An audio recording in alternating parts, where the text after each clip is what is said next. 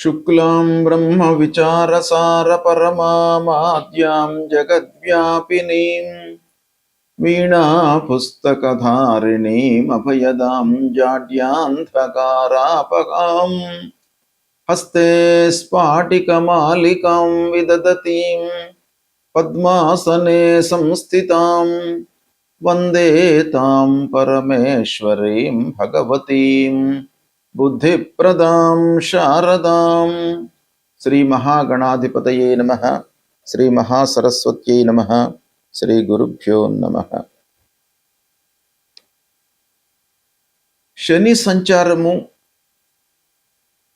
26 July 2026 ఆదివారం రాత్రి 1 గంట నుండి 10 డిసెంబర్ 2026 గురువారం రాత్రి తెల్లవారుజామున 5:30 మధ్య కాలంలో శని గ్రహము వక్రరీత్యా మీనరాశిలో సంచరిస్తున్నాడు కనుక సాధారణ సంచారంతో పోల్చినట్టయితే వక్రరీత్యా సంచరిస్తున్నటువంటి సమయంలో ద్వాదశ రాసుల వారికి విభిన్నమైనటువంటి గోచార ఫలితాలు ఉంటాయి.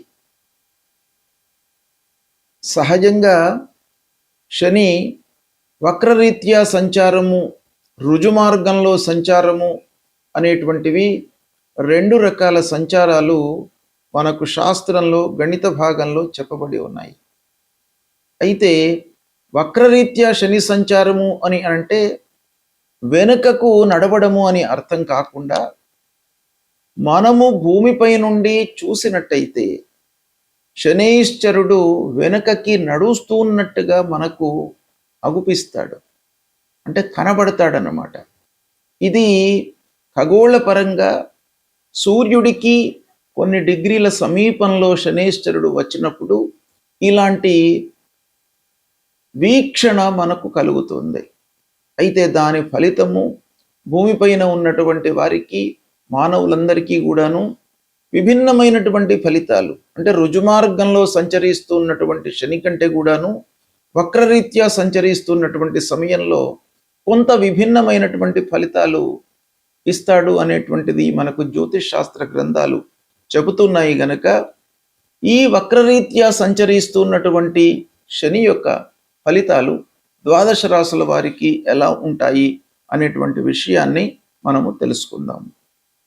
కన్యారాశి జాతకులకు శనైశ్చరుడు మీనరాశిలో వక్రించి సంచరిస్తున్నటువంటి సమయంలో ఎలాంటి ఫలితాలు ఉంటాయి శని మూలకంగా అనే విషయాన్ని గనక మనం చూసినట్టయితే, ఈ 7వ స్థానం అవుతుంది కన్యారాశి వారికి. అంటే 7వ స్థానంలో శని వక్రించి సంచరిస్తున్నాడు. అంటే 6వ స్థానానికి సంబంధించినటువంటి ఫలితాలు కూడాను కొన్ని కలిగే అవకాశాలు ఉన్నాయి. కాబట్టి శని 7వ స్థానం గనక మీరు ముఖ్యంగా కుటుంబం లోపల అనవసరమైనటువంటి చర్చలకు తావివ్వకుండా మనకు ఎంతవరకు అవసరమో అంతవరకే చర్చిస్తూ భార్య భర్తతో కానివ్వండి, భర్త భార్యతో కానివ్వండి, సుఖమయంగా ఉండడానికి, అన్యోన్యంగా ఉండడానికై మీరు ప్రాధాన్యత ఇవ్వాలి. ఇకపోతే అన్ని వ్యవహారాల లోపల కూడాను ఓపిక అనేటువంటిది చాలా అవసరం. మీకు ఒక వివాహ ప్రయత్నాలు మీకు కలిసి వస్తుంది. అంటే ప్రారంభంలో కొంత ఆలస్యం జరిగినప్పటికీ ఫలితము మీకు అనుకూలంగా ఉంటుంది.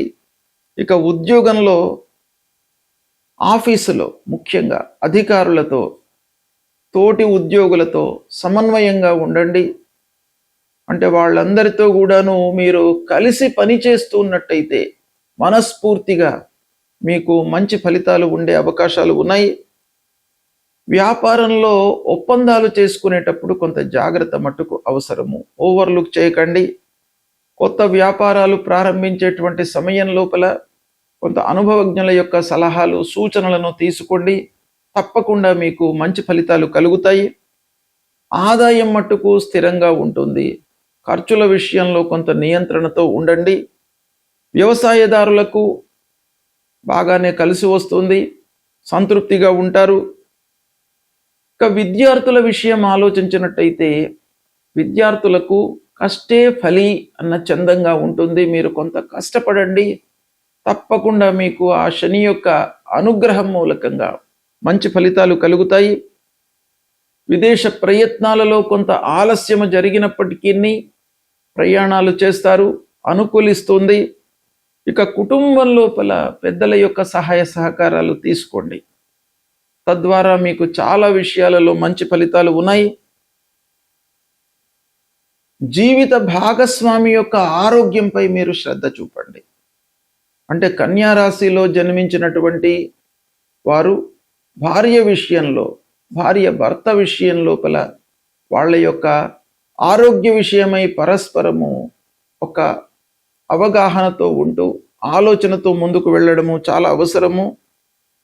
పిల్లల యొక్క అభివృద్ధి కనబడుతుంది, దాన్ని మీరు సద్వినియోగపరచుకోండి. వాళ్లను మంచి స్థాయి లోపల నిలపడానికై ఆలోచన చెయ్యండి. కోర్టు వ్యవహారాలలో కొంత కాంప్రమైజేషన్ దృష్టితో మీరు ముందుకు వెళ్ళడము అనేటువంటిది ఈ సమయంలో అవసరంగా గోచరిస్తుంది.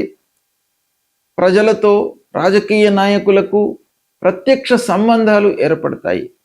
డైరెక్ట్గా వాళ్లతో మాట్లాడడము, వాళ్లకు కావలసినటువంటి సమస్యలను చర్చించడము, వాటికి తగినటువంటి పరిష్కార మార్గాలను మీరు చూపించడము, వీటి మూలకంగా మీకు మంచి పేరు, గౌరవ మర్యాదలు లభించే అవకాశం ఉంది. ఈ సమయం లోపల ఆరోగ్యపరంగా చిన్న చిన్న సమస్యలు ఉన్నాయి, వాటిని అధిగమిస్తారు. అయితే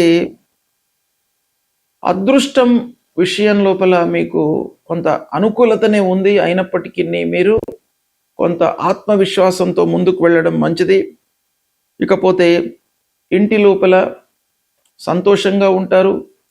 వాహనముల మూలకంగా కొన్ని ఆలస్యంగా నిర్ణయాలు తీసుకున్నప్పటికీ కొత్త వాహనము కొనుగోలు చేసేటువంటి అవకాశం కూడాను ఒక పక్కన కనబడుతుంది.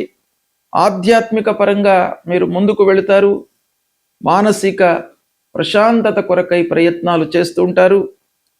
ఈ విధంగా కన్యా రాశి వారికి మీనరాశిలో శనీశ్వరుడు వక్రించి సంచరిస్తున్నటువంటి సమయము బాగా అనుకూలిస్తుంది, సద్వినియోగపరచుకోండి. శనీశ్వరుడు మీనరాశిలో వక్రించి సంచరిస్తున్నటువంటి సమయంలో ఆయా రాశుల వారికి గోచార రీత్యా 1, 2, 4, 5, 7, 8, 9, 10, 12 స్థానాలలో ప్రతికూలమైనటువంటి ఫలితాలను ఇస్తాడు.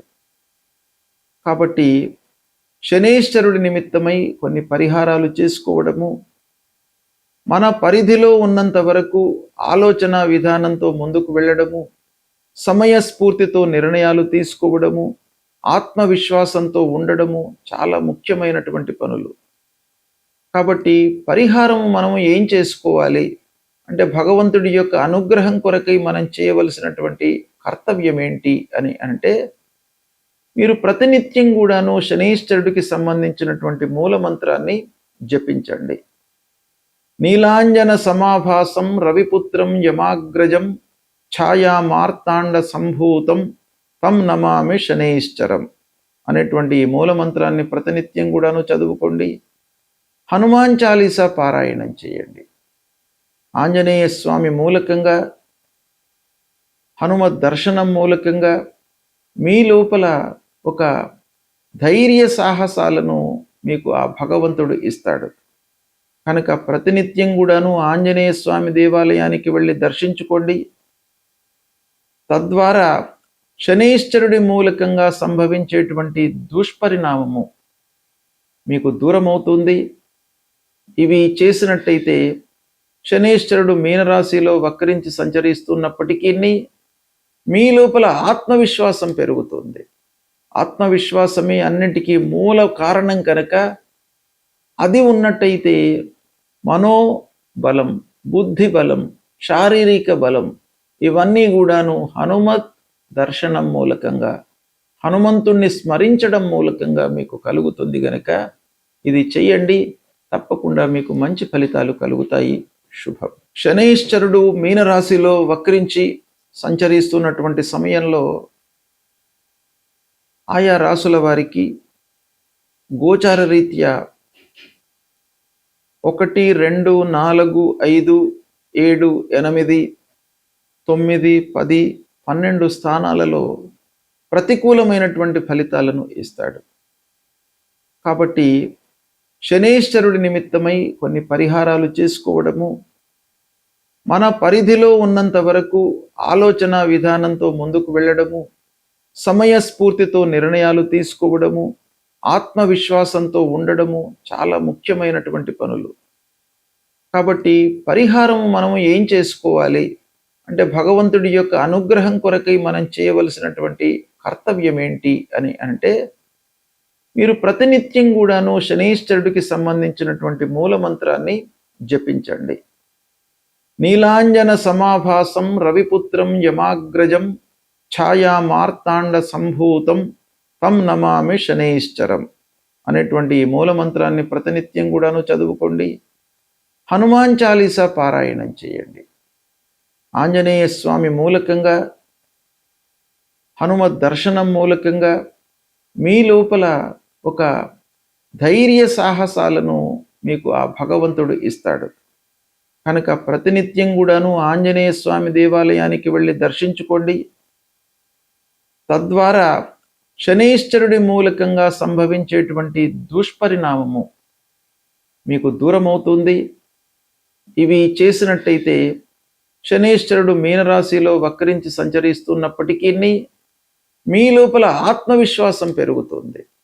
ఆత్మవిశ్వాసమే అన్నిటికీ మూల కారణం కనుక అది ఉన్నట్టయితే మనోబలం, బుద్ధి బలం, శారీరక బలం ఇవన్నీ కూడాను హనుమత్ దర్శనం మూలకంగా, హనుమంతుణ్ణి స్మరించడం మూలకంగా మీకు కలుగుతుంది. గనక ఇది చెయ్యండి, తప్పకుండా మీకు మంచి ఫలితాలు కలుగుతాయి. శుభం.